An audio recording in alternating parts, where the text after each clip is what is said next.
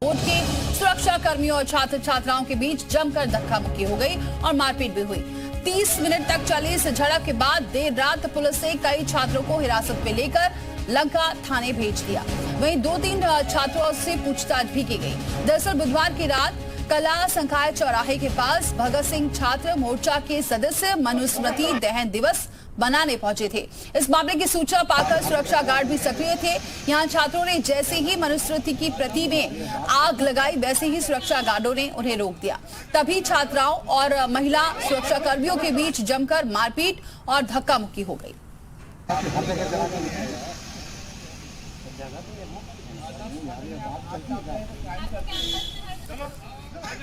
कुछ स्टूडेंट्स थे, हम लोग चाय दुकान पर बैठे हुए थे, वहाँ पर आग लगा के बैठे हुए थे और तभी वहाँ पर प्रॉक्टर आते हैं, गार्ड आते हैं और वो लोग हमारे साथ में हमको रोकने की कोशिश करते हैं। वो बोलते हैं कि हम लोग नहीं बैठ सकते। जो भी सारे लड़के साथी हैं उनके साथ में बदतमीजी करते हैं, उनको खींच के लेके जाते हैं, गाड़ी के अंदर बिठाते हैं और हम लोगों के साथ में बदतमीजी की। जो भी लड़की है, जो भी महिला प्रॉक्टर है, महिला गार्ड है, उन लोगों ने हमको खींचा, हम लोगों के साथ में भी बदतमीजी की। मेरा चश्मा तोड़ दिया इन लोगों ने, हमको खरोंचे आई है।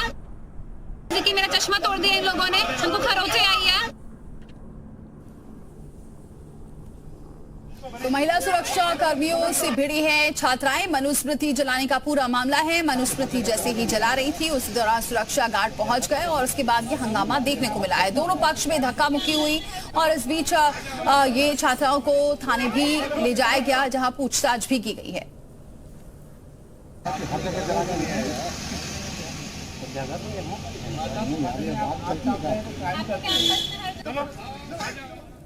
और चलिए, हमारे साथ मेहमान जुड़ चुके हैं, चिंतक हैं, दलित चिंतक डॉक्टर एस.के. गौतम भी जुड़ेंगे। इसके अलावा हमारे साथ दलित चिंतक प्रोफेसर कालीचरण जी सिंह जी जुड़ चुके हैं। बहुत स्वागत है कालीचरण जी।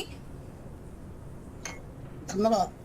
सर, ये बताइए कि क्या वजह है जो हमेशा ही मनुस्मृति पर कुछ ना कुछ दिनों बाद इस तरीके से विवाद शुरू हो जाता है और उसे जलाने की कोशिश होती है?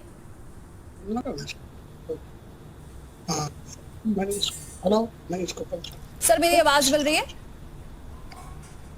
हेलो सर, आवाज पहुंच रही है आप तक? हाँ जी, मेरी आवाज आ रही है? जी बिल्कुल बिल्कुल आ रही है। सर, मेरा सवाल ये है कि मनुस्मृति को लेकर हमेशा ये विवाद कब थमेगा? क्योंकि ऐसा पहली बार नहीं है, कई बार ऐसा हो चुका है, इससे पहले भी हो चुका है कि मनुस्मृति को जलाया जाता है। जेएनयू में हुआ, अब बीएचयू में भी हो रहा है और अभी 3 दिन पहले का एक मामला है, एक डिबेट के दौरान भी मनुस्मृति जलाने की कोशिश की गई, फाड़ने की कोशिश की गई। क्या वजह रहती है, क्यों ये बार बार विवाद शुरू हो जाता है? देखिए, आपके चरण के माध्यम से पहले तो मैं दर्शकों को अभिवादन स्वीकार करें मेरा। देखिए, असल में बात यह है कि बाबा साहब के फॉलोवर जो हैं, तो बाबा साहब का सन्मार्ग बताया हुआ है, उस पर चलने की कोशिश करते हैं। मनुस्मृति का दहन बाबा साहब ने 1927 में किया था, 25 दिसंबर को। तो प्रतीकात्मक तौर पर उनके अनुयायी इस दहन को अपने लिए अच्छा मानते हैं, क्योंकि मनुष्य का जीवन पाते हुए भी मनुष्य नहीं थे ये हम लोग, ना स्त्रियां मनुष्य के रूप में स्वीकार थी। तो इस ग्रंथ को, जो कि लोकतंत्र में उसका कोई महत्व नहीं, 1950 जब से हमने गणतंत्र स्वीकार किया है, इस धर्म ग्रंथ का कोई महत्व नहीं रह गया है। आज के युग में इस तरह के धर्म ग्रंथ किसी भी संप्रदाय या किसी भी धर्म में हो, जो मनुष्य के बीच में भेद पैदा करते हो, स्त्रियों को दोयम दर्जे का नागरिक समझते हो, ऐसे ग्रंथों की कोई वो जरूरत नहीं है।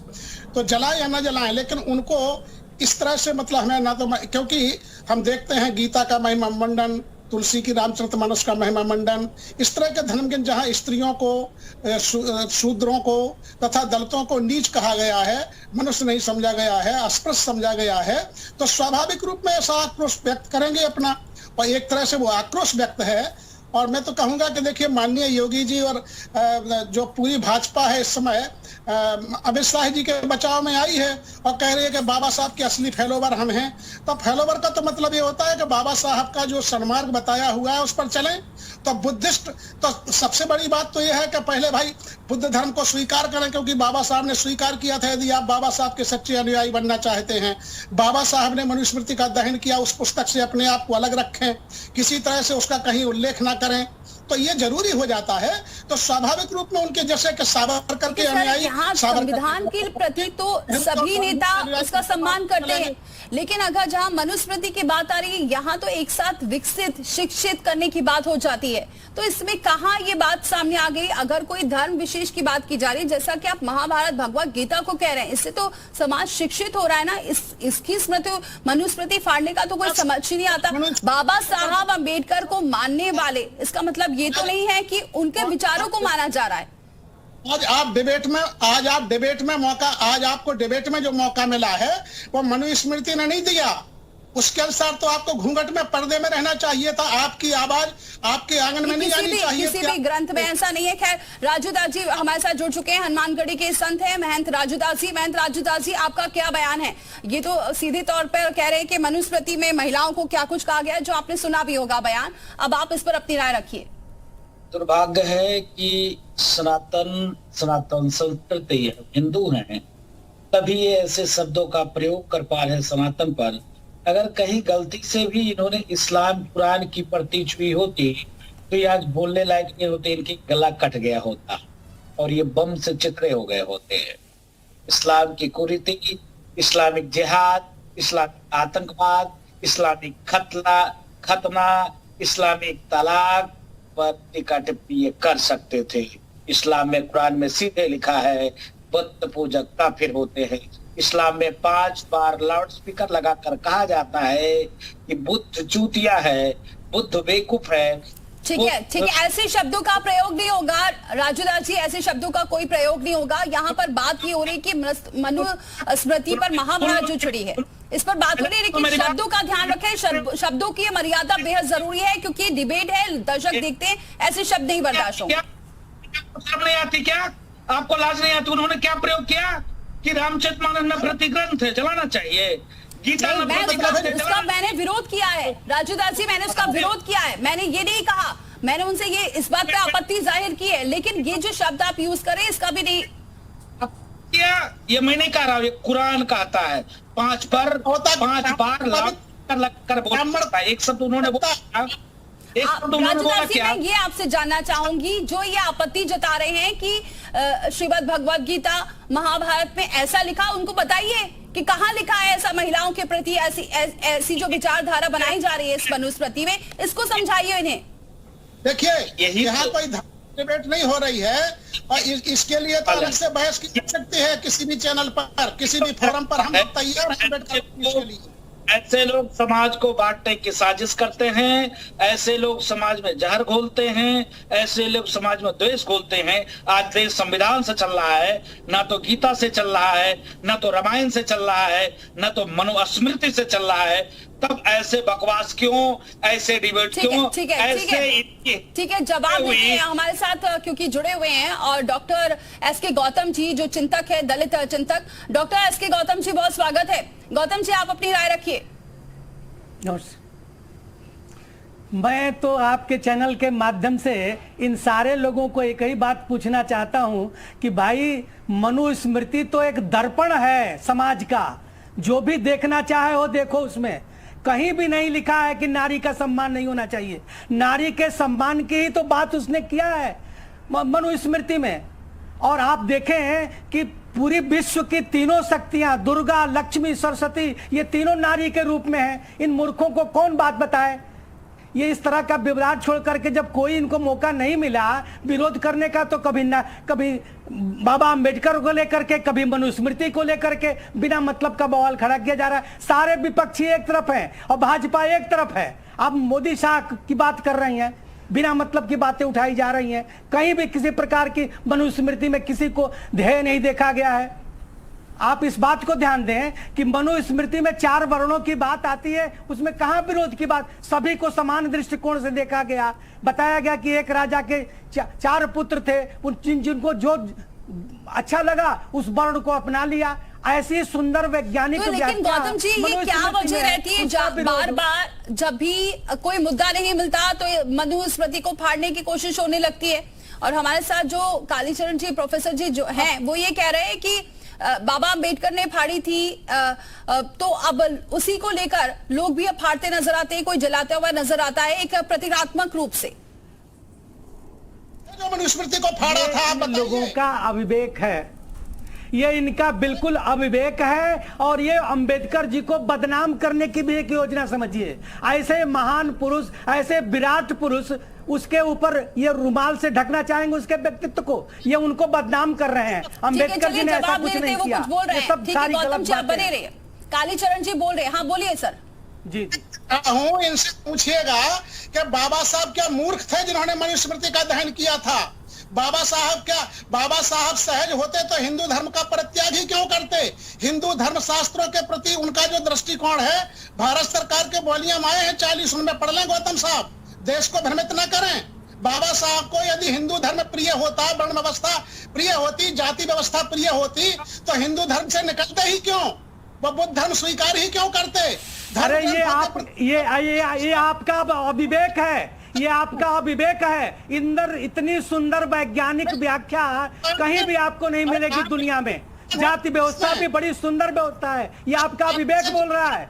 आप जिस व्यक्ति के संगठन के माध्यम से बोल रहे हैं, भगत सिंह जैसे राष्ट्रवादी के मोर्चे ने कल प्रति जलाई है बाबा विश्वनाथ की नगरी में, आप कितना बड़ा अन्याय कर रहे हैं? क्या दिखाना चाहते हैं समाज को?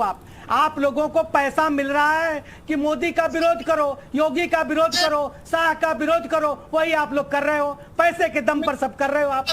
कोई एक काम अच्छा दिखा करके दिखाओ। मोदी ने तो दिखा दिया, सारे धाम अम्बेडकर के बना करके दिखा दिया। हर कहाँ नहीं कर रहे, पैर धोया, क्या नहीं किया मोदी ने क्या नहीं किया? आज तक आपने महिलाओं के बारे में सोचा? उसी मोदी ने महिलाओं के लिए शौचालय ठीक है, आप दोनों बने रहिए हमारे साथ, क्योंकि राजू दास जी भी हमारे साथ बने हुए हैं। राजू दास जी, सवाल यही उठता है, बार बार हिंदू धर्म पर सवाल उठने लग जाते हैं। मैं निवेदन पूर्वक करना चाहता हूं, यही तो विडंबना है कि सनातन पे टीका, सनातन पे टिप्पणी आज देश संविधान से चल रहा है।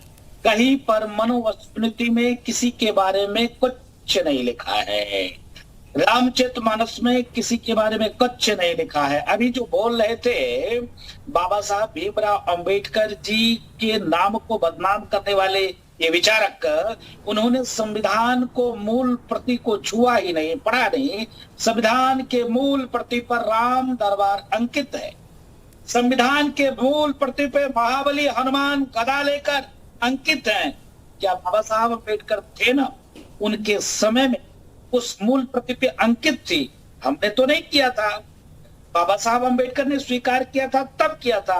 ये लोग बाबा साहब भीमराव अंबेडकर को विचार को फॉलो नहीं करते, मानते नहीं, सिर्फ तो बाबा साहब अंबेडकर को बदनाम करते हैं। और रही सनातन पर, तो सनातन पे ही टीका टिप्पणी कर सकते हो। दम हो तो कुरान पर टिप्पणी करके देख लो, गले कट जाएंगे। बोलने लिखे नहीं रखते। ठीक है, संविधान पर बात हो रही है तो जी हाँ बोलिए प्रोफेसर कालीचरण जी। मैं ये कह रहा हूँ कि हमें बाइबल से क्या लेना देना, हमें कुरान शरीफ से क्या लेना देना। हमें जिस धर्म ग्रंथ के जहां हमें रखा गया था और हमारे बारे में जो दुर्वचन कहे गए थे, इनसे पूछिएगा कि यदि इन धर्म ग्रंथों में लिखा होता कि ब्राह्मण को कभी भी शास्त्र नहीं पढ़ने दिया जाए, ब्राह्मण शिक्षा प्राप्त नहीं कर सकता, ठाकुर शिक्षा प्राप्त नहीं कर सकता, ठाकुर तरह से मानते ही। कर्ण के साथ क्या हुआ महाभारत में, एकलव्य के साथ क्या हुआ? वोट की राजनीति कर रहे हो, हम तो वोट की राजनीति नहीं करते। हमने तो सभी धर्मों की बात की, हमने तो सभी समाज की बात की, हमने तो सभी जात की बात की। ये आप बोल के दिखाओ, एक लाइन बोल के दिखाओ, बाइबल पर कुरान पर बोल के दिखाओ तो हिम्मत है। बोल ही नहीं सकते आप, बोल ही नहीं सकते, क्योंकि हिंदू सहिष्णु है, इसलिए हिंदुओं पर कुछ भी बोल सकते हो आप। मनुस्मृति पे बोल सकते हो आप, इसलिए क्यों सहिष्णु है हम नहीं जानते। वसुधैव कुटुंबकम, वसुधैव कुटुंबकम किसकी भावना है आप बताओ? इससे बड़ा कोई मंत्र है धरती पर? एक मिनट एक करके बोलिए। सर्वे भवन्तु सुखिनः, सर्वे भवन्तु सुखिनः है किसी में दम है, किसी ग्रंथ में सर्वे भवन्तु सुखिनः वसुधैव कुटुंबकम। ये है हमारा, ये हमारी मनुस्मृति है, ये हमारा हिंदू समाज है, ये सनातन संस्कृति है। एक मिनट गौतम बोल के तो देखिए, एक बार एक लाइन बोल के दिखाइए। केवल आप इस्लाम के खिलाफ जो औरतों के प्रति घृणित विचार है, हलाला क्या है? देखिए यहाँ किसी के धर्म की बात नहीं हो रही है, धर्म को इतना ज्यादा ठीक है। यहाँ ये जो अब राजू दास जी हमसे बातचीत नहीं हो पा रही है उनसे, लेकिन आपको बताएं कि फिलहाल ये बहस हो रही है, ठीक है गौतम जी, लेकिन अब धर्म के ऊपर इतना ज्यादा अगर हर किसी धर्म के ऊपर बोलेंगे तो फिर ठीक नहीं होगा। कालीचरण जी नहीं नहीं, ये बात तो नहीं है। संविधान पर बात हो रही है ना, अभी राजू दासी ने बोला कि उसमें इंकित है, हनुमान जी इंकित है, श्री राम इंकित है, वो उसको क्या कहेंगे? और हिंदू धर्म में तो नारी को सबसे, वो उसको क्या कहेंगे? और हिंदू धर्म में तो नारी को सबसे पहला दर्जा दिया जाता है, और नारी को ही सती होने के लिए मजबूर किया गया। किसी ने सती होने के मजबूर किया गया। नारी को कहा गया कि यदि पति है तो स्वीकार करो। तलाक जैसी कोई ये व्यवस्था आपका नहीं। विवेक बोला गया। हमारे यहाँ तो हर कार्य बिना नारी के पूजा ही नहीं होती। हमारे यहाँ तो नारी के बिना कोई कार्य पूरा ही नहीं होता। ठीक है, सीता राम की जोड़ी। एक मिनट राजू दासी कुछ कह रहे हैं। हाँ बोलिए राजू दासी। ये मैं निवेदन पूर्वक कहना चाहूंगा कि सनातन में कहीं पर किसी के प्रति कोई भेद नहीं, कोई भाव नहीं। ये वर्ण व्यवस्था पे बात कर रहे थे, ये जाति पे बात कर रहे थे, वर्ण व्यवस्था पे नहीं बात कर रहे थे।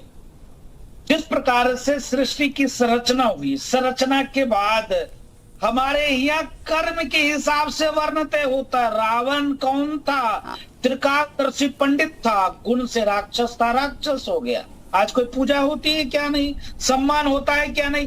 तो ये जिस प्रकार से भ्रांति फैलाकर लोगों को बांटने की साजिश, रामायण गलत, महाभारत गलत, गीता गलत, मनुस्मृति गलत। अरे भाई ये देश संविधान से चल रहा है।